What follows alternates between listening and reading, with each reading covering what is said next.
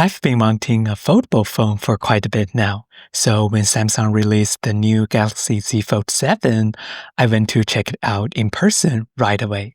When I saw the $2,000 price tag, I wasn't quite sure it was worth the money, because there are multiple other choices in the foldable market right now, like the OPPO Find N5 or the new Honor Magic V5. You can get those phones at a very reasonable price, and they also have slim and relatively lightweight designs. So I wasn't quite sure if the $2,000 Z Fold 7 would be the best choice. But when I picked up the phone myself, suddenly I feel like it was worth the money. You really have to try it yourself. It's kind of like picking up a piece of paper. It's that thin and light.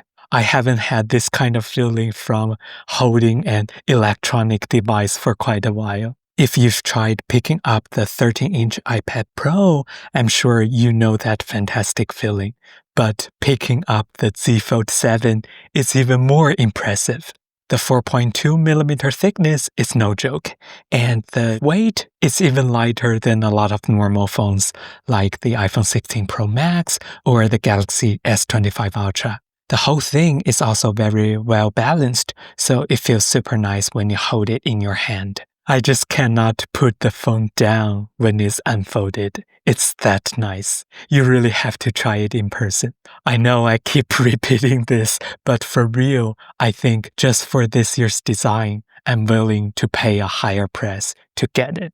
Right after I tried the Z Fold 7, I went to try the Honor Magic V5 and the OPPO Find N5. Because they have relatively close dimensions in terms of thickness and weight, I just want to feel their bodies and see how they compare. So the OPPO Find N5 definitely feels heavier than the other two. The Honor Magic V5 also feels very light and thin when you hold it. However, I feel like Z Fold 7's design is the cleanest among those three. When I hold the other two phones, I don't know how to describe it. Maybe because they're slightly rounded edges and the texture, it feels like there's a lot going on in my hand. And when you look at those two phones themselves, for example, the frame or the edges, it also feels a little bit busy. But for the Z Fold 7, it's just very simple. It's a very squared design with no round edges, even though it looks sharp. Because it's so thin, you don't feel uncomfortable when you hold it. And in contrast, you just feel very pure because there's no different textures combining all around. You just feel the whole piece of aluminum.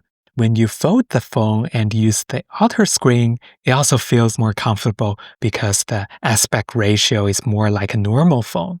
It still feels a little bit narrower compared to the OPPO and Honor, but I think it's comfortable enough to use.